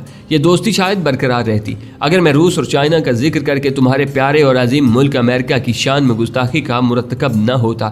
اس کے بعد تمہارے دل میں دبی نفرت ابھر کر سامنے آئی، اور اس نفرت کے اظہار کے لیے تم انڈین سنائپرز کے ساتھ اٹھنے بیٹھنے لگی، مجھے تحقیر اور حقارت کا نشانہ بنانے لگی، اور پھر بدقسمتی سے میری نشانہ بازی کی صلاحیت سامنے آئی اور تمہیں حکم ملا کہ اس مرغے کو پھانسنا ہے۔ بس تمہیں مجھ سے محبت کا ڈرامہ کھیلنا پڑا۔ سب سے پہلے تم نے مجھے اپنے جسم کی رشوت پیش کی، ناکام ہونے پر دولت کی آفر کی، اور جب اس طرح بھی دال نہ گلی تو میرے اعتبار پر ڈاکہ ڈالا۔ دوستی اور محبت کی آڑ میں میری پیٹھ میں چھرا گھونپا۔ اب کہو گلہ میرا بنتا ہے یا تمہارا؟ تم مجھے جسمانی تعلقات کی آفر کرتی، دولت کی رشوت دیتی یا کچھ بھی کرتی، مگر محبت اور دوستی کا ڈرامہ تمہیں نہیں کھیلنا چاہیے تھا۔ اور سچ کہوں تو آج تم مجھے ہوٹل سے بچا کر لے آئی ہو، ایسا کرنل اسکاٹ اور کرنل جولی روز ویلٹ وغیرہ کی منشا کے مطابق ہوا ہے۔ اسی وجہ سے تم کہہ رہی تھی کہ میں کرنل اسکاٹ وغیرہ سے اس بات کا ذکر نہ کروں کہ انہوں نے میرے لیے کوئی اور آرڈر دیا تھا۔ کچھ پینا پسند کرو گے؟ پیٹرول پمپ کے ساتھ بنی ایک ٹک شاپ کو دیکھ کر اس نے گاڑی روکتے ہوئے پوچھا۔ میری بات کا جواب دینا اس نے ضروری نہیں سمجھا تھا۔ ہاں، ایک ٹھنڈی بوتل یقیناً مجھے غصے پر قابو پانے میں مدد دے گی، اور وہ سر ہلاتی ہوئی دکان میں گھس گئی۔ سردار مجھے اپنے کمرے میں ہی ملا تھا ذیشان بھائی، وہ مجھے دیکھ کر کھل اٹھا تھا۔ بستر سے اٹھ کر وہ میرے گلے لگ گیا تھا۔ تمہاری کامیابی کی خبر میں نے ٹی وی پر دیکھ لی تھی، تم کہیں گئے نہیں؟ دل ہی نہیں چاہ رہا تھا، تم میرے لیے خطرے کا سامنا کر رہے تھے، میں کیسے سیر سپاٹے کرتا؟ گویا لیزونا بیچاری کو اکیلا چھوڑ دیا۔ وہ پھیکی مسکراہٹ سے بولا، وہ بھی یہی ہے؟ تو یوں کہو نا کہ یہاں پر رنگرلیاں منا رہے تھے۔ نہیں جناب، وہ تمہاری جینیفر کی طرح آوارہ مزاج نہیں ہے۔ وہ اور میں گپیں ہانکتے ہیں، ایک دوسرے کو اپنی گزری زندگی کی کہانیاں سناتے ہیں، اور بس یوں ہی جینیفر غریب پر الزام تو نہ لگایا کرو نا یار۔ اچھا چھوڑو اس موضوع کو، تم مجھے تفصیلات بتاؤ نا، لیکن اس کے لیے تمہیں اچھی سی چائے پلانا پڑے گی، ٹھیک ہے؟ وہ بستر کو چھوڑ کر الیکٹرک کیتلی کی طرف بڑھ گیا اور میں اسے تفصیل سے ساری کہانی سنانے لگا۔ چائے پینے تک میں ساری تفصیلات اس کے گوش گزار کر چکا تھا۔ اس کے بعد ہم سو گئے۔ اگلی صبح 8 بجے کے قریب ہی کرنل اسکاٹ کا بلاوا آ گیا تھا۔ وہاں کرنل جولی روز ویلٹ بھی اس کے ہمراہ موجود تھی۔ ویلٹن بوائے، میرے اندر داخل ہوتے ہی کرنل جولی روز ویلٹ مسکراتے ہوئے کھڑی ہوئی اور آگے بڑھ کر اس نے مجھے گلے سے لگاتے ہوئے میرے دونوں گال چوم لیے تھے۔ کرنل اسکاٹ نے بھی مجھے چھاتی سے لگا کر میری پیٹھ تھپکی تھی۔ بیٹھو، وارفتگی سے خوش آمدید کہہ کر کرنل اسکاٹ نے مجھے بیٹھنے کا اشارہ کیا۔ شکریہ سر، میں نے کرسی سنبھال لی۔ بہت عمدہ اور بے مثال کارکردگی کا مظاہرہ کیا ہے تم دونوں نے، خاص کر تمہارے کام کی تعریف تو سورج کو چراغ دکھانے والی بات ہوگی۔ شری کانت کیسا ہے سر؟ میں نے گویا بین الاسطور اس کا وعدہ یاد دلایا۔ وہ پہلے سے بہتر ہے اور اسے یہ بھی پتہ چل گیا ہے کہ وہ ریگن واج کی غلطی کی وجہ سے زخمی ہوا ہے۔ آج سرکاری طور پر بھی انڈین آرمی کو معذرت کا لیٹر بھیج دیا گیا ہے۔ شری کانت کو بھی اتنی رقم مل جائے گی کہ وہ ساری زندگی ریگن واج کو دعائیں دیتا رہے گا۔ مجھے بھی یہی امید تھی، میں نے متشکرانہ انداز میں کہا۔ کرنل اسکاٹ نے کہا کہ کل تمہارے کورس کی اختتامی تقریب بھی ہے، اول پوزیشن حاصل کرنے پر بھی پیشگی مبارکباد۔ میں نے پوچھا یہ پوزیشن مجھے حالیہ کارکردگی پر دی جا رہی ہے یا حقیقت میں میری یہی پوزیشن بن رہی ہے؟ تم نے مجموعی طور پر 98% نمبر حاصل کیے ہیں اور سیکنڈ والے کے 80% نمبر ہیں۔ پھر ٹھیک ہے، میں نے اطمینان بھرے انداز میں سر ہلایا۔ کچھ اور درکار ہو تو کہو۔ کرنل جولی روز ویلٹ نے خوش دلی سے آفر کی۔ شکریہ میڈم، میں نے اپنی زندگی کو داؤ پر لگا کر تمہارے نشانے پر اعتماد کیا اور شکریہ کہ تم میرے اعتماد پر پورے اترے۔ جینیفر نے تمہارے نشانے کی جتنی بھی تعریف کی تھی کچھ کم ہی تھی۔ اب مجھے تمہارے کسی بھی کام آ کر خوشی ہوگی۔ اگر کوئی ایسی ضرورت پڑی تو میں یقیناً اظہار کرنے میں تامل نہیں کروں گا۔ ٹھیک ہے، اس کے بعد شاید تم سے ملاقات نہ ہو۔ ان دونوں نے اٹھ کر مجھے الوداع کیا اور میں واپس کمرے میں آ گیا۔ جینیفر دوپہر کے کھانے پر اور رات کے کھانے پر بھی دکھائی نہیں دی تھی۔ میں نے بھی کسی سے معلوم کرنے کی ضرورت محسوس نہیں کی تھی۔ اگلے دن تقسیم انعام کی تقریب میں البتہ وہ نظر آ گئی تھی، بجھی بجھی سی اور مجھ سے دور دور۔ سردار نے اس کی وجہ بھی دریافت کی، مگر میرے پاس اسے مطمئن کرنے کے لیے کوئی مناسب جواب موجود نہیں تھا۔ میجر جیمز نے کورس میں تمام سنائپرز کی کارکردگی پر اجمالاً روشنی ڈالی اور پھر تیسری پوزیشن والے سنائپر کا نام لیا۔ وہ اسرائیلی دوشیزہ اینڈریا بریٹن تھی۔ اسے سٹیج پر بلا کر میجر جیمز نے ایک شیلڈ اور $10,000 کا چیک تھما دیا۔ دوسری پوزیشن کے لیے جینیفر ہینسلے کا نام پکارا گیا، اسے بھی ایک شیلڈ اور $20,000 کا چیک تھما دیا گیا۔ اول پوزیشن کے بارے مجھے پہلے سے پتا تھا، مگر میں نے سردار اور لیزونا وغیرہ کو یہ بات نہیں بتائی تھی، اس لیے جو ہی جیمز میتھونی نے اول پوزیشن لینے کے ضمن میں میرا نام لیا اور سردار اور لیزونا خوشی سے اچھل پڑے تھے۔ میجر جیمز نے مجھے گلے سے لگا کر چند شاندار جملے میری تعریف میں کہے اور پھر حسن کارکردگی کا ایک سرٹیفکیٹ، $50,000 کا چیک اور اول پوزیشن کی ٹرافی میرے حوالے کر دی۔ سوائے راجپال کے تمام نے میرے لیے دل کھول کر تالیاں بجائی تھیں۔ $50,000 بہت بڑی رقم تھی۔ اتنی رقم کرنل اسکاٹ نے مجھے برین ویلز کے قتل کے سلسلے میں آفر کی تھی۔ مجھے لگ رہا تھا کہ اتنی خطیر رقم مجھے برین ویلز کو ٹھکانے لگانے کے سلے میں ہی ملی ہے۔ اختتامی کلمات کہہ کر میجر جیمز نے ہمارے اگلے دن کی فلائٹس کا اعلان کیا اور تقریب اختتام پذیر ہوئی۔ انعام تقریب سے واپسی پر میں نے چیک میجر جیمز کے حوالے کر کے نقد رقم منگوا لی تھی۔ رات کو پرتکلف ڈنر اور اس کے بعد موسیقی کی محفل کا انعقاد ہوا۔ پینے پلانے کا بھی خوب اہتمام کیا گیا تھا۔ انگلش کی بے ہنگم موسیقی اور بےہودہ شاعری سے مجھے کوئی لگاؤ نہیں تھا۔ گو میری اس بات سے اختلاف کرنے والے کثیر لوگ موجود تھے، مگر یہ وہ لوگ ہیں جو انگلش کی اچھی شاعری کے دل دادا ہیں۔ آج کل کے پاک میوزک کی وکالت یقیناً وہ بھی نہیں کریں گے، اور بےہودہ شاعری سے میری مراد بھی پاپ میوزک کی لچر شاعری ہی سے ہے۔ مجھے کمرے میں آئے ہوئے تھوڑی دیر ہی ہوئی تھی کہ سردار لیزونا کے ہمراہ وہاں آن پہنچا۔ ذیشان بھائی، آج تو ہم دونوں رات بھر گپ شپ کریں گے۔ تو لیزونا کے کمرے میں بیٹھ جاتے۔ جینیفر تو یوں بھی موسیقی سے بہرہ مند ہو رہی ہوگی، وہ تو ڈنر کے بعد ہی اپنے کمرے میں چلی گئی تھی۔ لیزونا نے متبسم ہو کر کہا، چلو ٹھیک ہے، مگر اس شرط پر کہ لیزونا بہن اپنے ہاتھوں سے بہترین سی کافی بنا کر پلائے گی۔ ابھی لیں بھائی۔ وہ اٹھ کر الیکٹرک کیتلی کی طرف بڑھ گئی تھی۔ لیزونا کافی واقعی بہت اچھی بناتی تھی۔ کافی پی کر میں نے ان کے ساتھ تھوڑی گپ شپ کی اور پھر باہر نکل آیا۔ وہ دونوں ایک دوسرے کو کافی پسند کرنے لگے تھے۔ سردار کی شادی کے متعلق جاننے کے بعد بھی لیزونا کی پسندیدگی میں کوئی فرق نہیں آیا تھا۔ میں نے سوچا کہ آخری رات انہیں تنہائی کی چند گھڑیاں اکٹھے بتانے دوں، پھر تو جانے وہ کبھی مل بھی پاتے یا نہیں۔ باہر میوزک کا اونچا شور سنائی دے رہا تھا۔ تھوڑی دیر لان میں ٹہلنے کے بعد میرے قدم غیر ارادی طور پر جینیفر کے کمرے کی طرف اٹھ گئے۔ نیو یارک سے واپسی کے بعد اس نے مجھ سے ملنے کی کوشش نہیں کی تھی۔ میں نے سوچا چلو اس کو تھوڑا ملعون ہی کر دوں کہ محبت کے دعوے دار مجھے الوداع کہنے کی زحمت بھی گوارا نہیں کر رہی تھی۔ دروازہ ہلکے سے کھٹکھٹا کر میں اندر داخل ہوا۔ وہ نیچے قالین پر بیٹھی تھی۔ بیڈ کی سائیڈ سے ٹیک لگا کر اس نے اپنی ٹانگیں قالین پر پھیلائی ہوئی تھی۔ ایک بڑی سی بوتل اس کے سامنے دھری تھی، جبکہ ادھ بھرا گلاس اس کے ہاتھ میں تھا۔ مجھے دیکھ کر بھی اس کے چہرے پر کوئی تاثر اجاگر نہیں ہوا تھا۔ میں بھی اس کے قریب جا کر بیٹھ گیا تھا۔ آج تو عیاشی ہو رہی ہے، میں نے مزاحیہ لہجے میں گفتگو کی ابتدا کی۔ اس نے ایک ہلکا سا گھونٹ بھر کر پوچھا کیسے آنا ہوا؟ کل واپسی ہے، سوچا الوداعی ملاقات کر لوں۔ ہوگی ملاقات، اب تم جا سکتی ہو۔ اس کے لہجے میں بھرپور اجنبیت درائی تھی۔ جینی کیا ہو گیا ہے تمہیں؟ کہاں تو اتنی چاہت کے دعوے اور کہاں اتنی بیزاری کہ 2 گھڑی کی گفتگو بھی گوارا نہیں۔ ہاں نہیں ہے گوارا تو، اور تمہاری اطلاع کے لیے عرض ہے کہ میرا نام کیپٹن جینیفر ہینسلی ہے، جینی نہیں۔ میں نے ہنس کر کہا اتنا لمبا نام تو خیر میں نہیں لے سکتا۔ کیوں نہیں لے سکتے؟ ہاں تم چیز کیا ہو؟ ایک 3rd کلاس پاکی فوجی، ایک سپاہی، تم میرا پورا نام کیوں نہیں لے سکتے؟ سنائپر کورس میں پہلی پوزیشن حاصل کرنے کا یہ مطلب نہیں کہ تم تمیز ہی کھو دو سینئر جونیئر کی۔ اس کے لہجے سے صاف محسوس کیا جا سکتا تھا کہ وہ اس وقت نشے میں تھی۔ اس کی بدتمیزانہ گفتگو مجھے عجیب لگ رہی تھی۔ جینی کیا ہو گیا ہے؟ میں نے نرم لہجے میں دریافت کیا۔ میں کہہ رہی ہوں پورا نام لو میرا، تمہاری سمجھ میں نہیں آ رہا؟ اس نے الٹے ہاتھ سے میرا گریبان تھام کر بدتمیزی سے پوچھا۔ اچھا یہ گلاس مجھے تو۔ میں نے اس کے ہاتھ سے ادھ بھرا گلاس لینا چاہا۔ بکواس کرنے کی ضرورت نہیں، دفع ہو جاؤ یہاں سے۔ وہ غصے سے دھاڑی۔ نفرت ہے مجھے تم سے، تمہاری صورت اور تمہاری عادات سے۔ میں کہہ رہی ہوں دفع ہو جاؤ۔ ادھر میری طرف دیکھو جی۔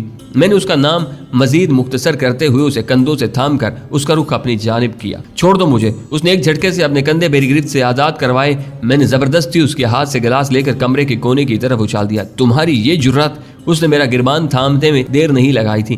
میں نے اس کی گرفت سے اپنا گربان چھڑانے کی کوشش نہیں کی تھی۔ وہ چند لمحے گہرے گہرے سانس لیتی رہی اور پھر ایک دم میرا گربان چھوڑ کر مجھ سے لپٹ گئی۔ اس کے ساتھ ہی اس کی سسکیوں سے کمرے کی فضا گونج اٹھی تھی۔ میں اس کے بالوں میں انگلیاں پھیرتے ہوئے اسے تسلی دینے لگا۔ تھوڑی دیر بعد مجھ سے علیحدہ ہو کر وہ اپنی آنکھیں صاف کرنے لگی۔ ملنے کیوں نہیں آئی؟ میں اس کا ہاتھ تھام کر مسکرایا۔ ایک دھوکے باز، آوارہ اور فراڈی لڑکی سے یہ پوچھنا ہی فضول ہے۔ میں بے شک تمہیں دھوکے باز کہتا رہا ہوں، مگر دل سے کبھی ایسا نہیں سمجھا۔ اور معاف کرنا، جس کو دھوکے باز سمجھا جاتا ہے اس کی کسی بات پر یقین نہیں کیا جاتا۔ کیا میں نے کبھی تمہاری کسی بات سے انحراف کیا ہے؟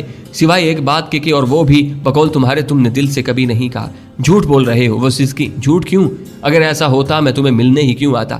کل اور پرسوں کیوں نہیں آئے؟ وہ شکوہ کنا ہوئی۔ میں شرمندہ تھا کیونکہ رستے میں تمہاری کافی بےعزتی کر چکا تھا۔ میں نے اس کا دل رکھنے کے لیے صریحاً جھوٹ بولا۔ جی پلیز تم نہ جاؤ۔ میرے گلے میں باہیں ڈالتے ہوئے وہ گڑ گڑائی۔ میں ہنسا۔ ویسے اتنی شراب نوشی اچھی نہیں ہوتی، بندہ الٹی سیدھی باتیں کرنے لگتا ہے۔ میں نشے میں نہیں ہوں، میں سچ کہہ رہی ہوں جی۔ تم نہ جاؤ، میں تمہیں گرین کارڈ لے دوں گی۔ کرنل سکاٹ تمہیں بہت اچھے معاوضے پر اپنے پاس رکھ لیں گے۔ میں وعدہ کرتی ہوں میرے جسم و جان کے بس تم ہی مالک ہوگے، اور میں تمہیں یہ بھی یقین دلا سکتی ہوں کہ آج تک میں کسی مرد کے ساتھ ڈیٹ پر نہیں کی۔ جی اگر یہ ممکن ہوتا تو میں ایک لمحے کے لیے بھی نہ ہچکچاتا، مگر سچ تو یہ ہے کہ میں مجبور ہوں۔ میرے پاؤں میں نہ صرف پاک آرمی کی زنجیریں ہیں، بلکہ میں ایک بیوی کا شوہر اور ایک باپ کا اکلوتا سہارا بھی ہوں۔ تم انہیں یہاں سے کافی ساری رقم بھجوا سکتے ہو، اور پاک آرمی کے ہاتھ اتنے لمبے نہیں ہیں کہ تمہیں یہاں سے گرفتار کر کے لے جائیں۔ صحیح کہا، مگر یہاں میری حیثیت کیا ہوگی؟ ایک اجرتی قاتل کی۔ کرنل سکاٹ مجھ سے سوائے اپنے دشمنوں کو قتل کرانے کی اور کیا کام لے گا؟ تم کچھ بھی نہ کرنا، میں ہوں نا کمانے کے لیے۔ تم بس مجھے سنبھال سمیٹ کر رکھنا اور مجھے ڈھیر سارا پیار دینا۔ ہاں جی، تم ہو بھی اس قابل کہ تمہیں ڈھیر سارا پیار دیا جائے، مگر افسوس کہ تم میری مجبوریوں کو سمجھ نہیں پا رہی ہو۔ تم شاید یہ سمجھ رہی ہو کہ میں پاکستان آرمی کے خوف سے یہاں نہیں رک رہا، تو یقین مانو ایسی کوئی بات نہیں۔ مجھے تو میرا ضمیر ملامت کرے گا کہ جس ملک نے مجھے اس مقام تک آنے میں مدد دی، میں کسی قابل ہوتے ہی اس سے غداری کر بیٹھا۔ پھر میرے والد کو فقط پیسوں کی نہیں، میری دیکھ بھال اور محبت کی ضرورت ہے۔ معافی چاہتا ہوں جی، میں تمہاری یہ آفر قبول نہیں کر سکتا۔ ہاں میری آفر قبول کرو گے بھی کیسے؟ تم مجھ سے محبت تھوڑی کرتے ہو۔ بے وقوفوں سی باتیں نہ کرو جینی۔ میں نے اسے محبت سے جھڑکا۔ جی میں مر جاؤں گی، کچھ نہیں ہوگا تمہیں، اور آپ پلیز کوئی اور بات کرو، تم ہو ہی سنگ دل۔ وہ میرے قریب سے اٹھ کر الیکٹرک کیتلی کی جانب بڑھ گئی۔ کافی جچائے جو مل جائے، میں نے مسکرا کر کہا۔ پھر کافی ٹھیک رہے گی، کہہ کر اس نے کیتلی کا پلگ سوئچ میں لگا دیا تھا۔ کافی پینے کے بعد بھی محبت کے اظہار کے ساتھ مجھے وہاں روکنے کی کوشش میں مصروف رہی۔ میں رات گئے تک اس کے ساتھ بیٹھا رہا۔ وہ بہت زیادہ خوبصورت اور پرکشش تھی، لیکن وہ اس سے دگنی بھی حسین ہوتی تو بھی میں وہاں نہیں رک سکتا تھا۔ پاکستان آرمی سے غداری کرنا اور پھر اپنی بیوی اور باپ کو لاوارث چھوڑنے کا میں سوچ بھی نہیں سکتا تھا۔ جس وقت میں اپنے کمرے میں پہنچا تو سردار اور لیزونا کو مصروف گفتگو پایا۔ میرا خیال ہے گھنٹہ ڈیڑھ آرام کر لیا جائے، میں نے مشورے کے انداز میں کہا۔ صحیح کہا بھائی، لیزونا خوش دلی سے بولی، اور پھر ہم دونوں سے مصافحہ کر کے وہ باہر نکل گئی۔ جینیفر صبح ناشتے کی میز پر ہی مجھے الوداع کہہ کر چلی گئی تھی، بقول اس کے کہ مجھے جاتے ہوئے نہیں دیکھ سکتی تھی۔ لیزونا اور اس کے ساتھی کی فلائٹ ہم سے بعد تھی، وہ ہمارے پاس بیٹھی گپ شپ کرتی رہی۔ ہم اپنا سامان پیک کر کے باہر لان میں بیٹھے دھوپ سے لطف اندوز ہو رہے تھے۔ باتوں باتوں میں جینیفر کا ذکر ہوا اور مسکرا کر پوچھنے لگی، جی بھائی ایک بات کہوں، خفا تو نہیں ہوں گے؟ بالکل بھی نہیں، میں نے نفی میں سر ہلایا۔ کل جینیفر تمہیں کس بات پر راضی کرنے کی کوشش کر رہی تھی؟ تمہیں کیسے پتا؟ میں نے حیرانی سے پوچھا۔ کل رات کو جب میں اپنے کمرے میں لوٹی تو وہ کسی کو فون پر کہہ رہی تھی کہ وہ نہیں مان رہا۔ میں نے اپنی پوری کوشش کی ہے، میں جان گئی کہ موضوع گفتگو تمہاری ذات ہے۔ ایک تلخی سی میرے اندر گھل گئی تھی۔ وہ گزشتہ رات بھی میرے ساتھ محبت کا ڈرامہ کرتی رہی تھی۔ یقیناً اس کے پس پردہ کرنل اسکاٹ کی ہدایات ہوں گی۔ اسے کرائے کا ایک ایسا قاتل چاہیے تھا کہ جس کا نشانہ بے خطا ہو اور جس کے پکڑ جانے کی صورت میں اسے کسی الزام کا سامنا بھی نہ کرنا پڑے۔ میں آہستہ سے بولا، وہ مجھے روکنے کی کوشش میں تھی۔ تو میرا شک درست تھا۔ اس نے پرخیال انداز میں سر ہلایا۔ تم نے مجھے یہ بات تو نہیں بتائی۔ خاموش بیٹھا سردار مجھ سے مخاطب ہوا۔ میں نے اس کی بات پر کان دھرے بغیر لیزونا کو کہا، کون سا شک؟ یہی کہ اس دن نیو یارک میں جو اہم شخصیت 2 کلومیٹر دور سے نشانہ بنایا گیا، اس کے پس پردہ تمہارا ہاتھ ہے۔ ہاں یہ سچ ہے۔ میں نے اعتراف کرنے میں حرج نہیں سمجھا تھا۔ ویسے تم سے اس بیوقوفی کی توقع نہیں تھی۔ وہ سنجیدہ ہو گئی تھی۔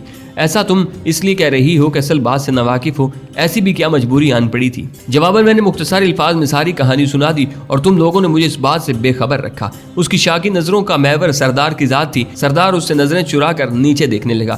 اسے میں نے منع کیا تھا۔ کیا مجھ پر اعتبار نہیں تھا؟ وہ افسردہ ہو گئی تھی۔ نہیں، بلکہ تم پر کوئی آنچ آتی نہیں دیکھ سکتے تھے۔ ایک گہرا سانس لیتے ہوئے اس نے خفگی کو دور چھٹکا۔ بہرحال میں اس سلسلے میں تمہاری اچھی رہنمائی کر سکتی تھی۔ میں نے کہا ہاں، مگر انہوں نے کوئی دوسری صورت چھوڑی ہی نہیں تھی۔ تم نے کیوں منہ لٹکایا ہے؟ وہ سردار کی پیٹھ پر مکہ مار کر ہنسی۔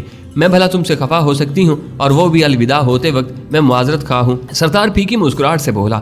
اسی وقت مان جن لی بھی لیزونا کو ڈھونڈتا ہوا وہاں آن پہنچا۔ ہیلو دوستو کہہ کر وہ بھی وہیں بیٹھ گیا۔ ہمیں مجبوراً موضوع گفتگو بدلنا پڑا اور پھر ہمارے جانے کا وقت آن پہنچا۔ لیزونا ہماری موجودگی کی پرواہ کیے بغیر سردار سے لپٹ کر رو پڑی تھی۔ خود سردار بھی آبدیدہ ہو گیا تھا۔ بھول تو نہیں جاؤ گے؟ اس نے سسکتے ہوئے پوچھا۔ پتہ نہیں، کہہ کر سردار نے اپنا بیگ اٹھایا اور ہمیں لے جانے والی کار کی جانب بڑھ گیا۔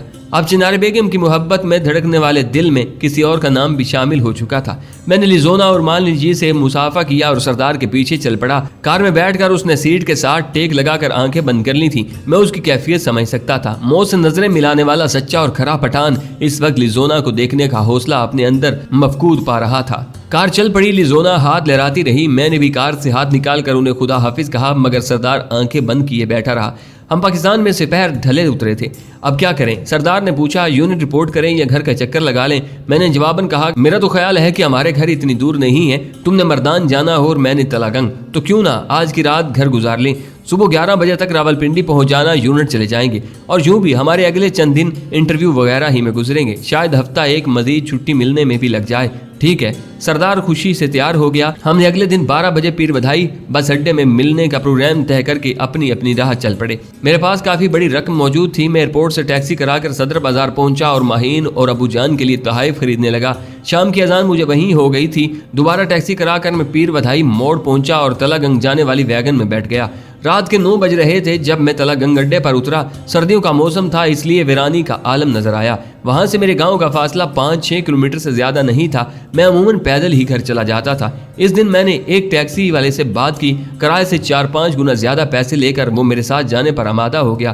مجھے گھر کے سامنے اتار کر اس نے کرایہ وصول کیا اور واپس مڑ گیا۔ اس کے جاتے ہی میں نے دستک دینے کے لیے ہاتھ اٹھایا، مگر پھر ابو جان کو بے آرام کرنا مجھے مناسب نہ لگا کہ دروازہ کھولنے انہیں ہی آنا تھا۔ بیگ کندھے سے اتار کر میں نے نیچے زمین پر رکھا اور اچھل کر دیوار پر چڑھ گیا۔ دوسری جانب آہستگی سے اتر کر میں نے دروازہ کھول کر اپنے دونوں بیگ اٹھائے اور دروازے کی کنڈی لگا کر اپنے کمرے کی جانب بڑھ گیا۔ صحن میں اندھیرا تھا، البتہ برآمدے کے اندر جلنے والے انرجی سیور کی روشنی نے صحن میں بھی اچھا خاصا اجالا کر رکھا تھا۔ اپنے کمرے سامنے پہنچ کر میں رکا۔ دروازے کی در سے چھلکنے والی روشنی نے مجھے حیران کر دیا تھا، کیونکہ ماہین لائٹ بجھا کر سونے کی عادی تھی۔ میں دروازے پر دستک دینے ہی لگا تھا کہ اچانک میرے کانوں میں ماہین کی ہنسی گونجی اور پھر جواباً ایک مردانہ آواز نے میرے کانوں میں زہر انڈیلا۔ میں بالکل سن ہو گیا تھا۔ اس وقت ماہین کے کمرے میں کسی غیر مرد کی موجودگی میرا دل ناگوار انداز میں دھڑکنے لگا۔ قریب ہو کر میں نے دروازے سے کان لگائے۔ مرد کہہ رہا تھا، اتنی جلدی تو میں جانے والا نہیں جانو، تم تو سیریس ہی نہیں ہوتے۔ ماہین کی جذبات میں ڈوبی آواز سن کر تو مجھے اپنی ٹانگوں پر کھڑا رہنا دشوار ہو گیا تھا۔ میری پیاری ماہی کی صورت ہی ایسی ہے کہ ساری زندگی دیکھنے سے بھی دل نہ بھرے۔ تو پھر کوئی کام دھندا کرو نا، تاکہ میں اس مصیبت سے طلاق لے کر ہمیشہ ہمیشہ کے لیے تمہاری ہو جاؤں۔ کام دھندا بھی کر لوں گا، تھوڑا صبر تو کرو۔ اس نے بات ختم کرتے ہوئے جانے کیا حرکت کی تھی کہ ماہین کی تیز سسکی ابری اور پھر کسی کو تھپڑ مارنے جیسی آواز ابری۔ اس کے ساتھ ماہین کی آواز آئی، کتنی بار منع کیا ہے کہ شرارت نہ کیا کرو۔ वो कमीनगी से हंसा, तुम भी मुझे काम धंधे का ना कहा करो। उसकी आवाज़ मुझे जानी पहचानी लग रही थी। तो क्या मुझे पाने के लिए तुम इतना नहीं कर सकते? माहीन ने नाराज़गी भरी आवाज़ में पूछा। वाह जी वाह, तुम्हें पाने के लिए अब मजदूरी शुरू कर दूं? उसने कहका लगाया और मैंने पहचान लिया वो उसका चच्चा ज़ात ताहिर था। जाने कितने अरसे से ये खेल खेला जा रहा था और जहां तक मेरा अंदाजा था वो अबू जान को नींद की गोलियां खिला देते थे। तो कोई नौकरी शुरू कर दो, माहीन ने मशवरा दिया। नौकरी वगैरह तो मुझसे नहीं होने वाली, अलबत्ता कोई कारोबार शुरू करने का इरादा है। तुम कुछ रकम का बंदोबस्त करो ना। मैं कहाँ से रकम का बंदोबस्त करूं? मुझे ज़ीशान इतने पैसे थोड़ी देता है कि उससे कोई कारोबार हो सके। इतने जेवरात जो पड़े हैं तुम्हारे पास, उनका क्या करोगी? ज़ीशान पूछेगा नहीं कि जेवरात कहाँ गए, कर लेना कोई बहाना, ताहिर ने कहा और उसके साथ मोहब्बत के इजहार की हैवानी आवाजें मेरे कानों में पड़ी। अच्छा आप जाओ ना, मैं इस बारे कुछ सोचती हूँ। वो नीम रजामंदी से बोली। बस थोड़ी देर और। ताहिर की जज्बात से बोझल आवाज कोई और तकाजा कर रही थी। जानू तुम भी ना। माहीन की आवाज में भी खुद सुपुर्दगी का अंदिया था। इससे ज्यादा बकवास सुनने की मुझ में ताब नहीं थी। मैंने दरवाजे को धक्का दिया, दरवाजा खुलता चला गया था।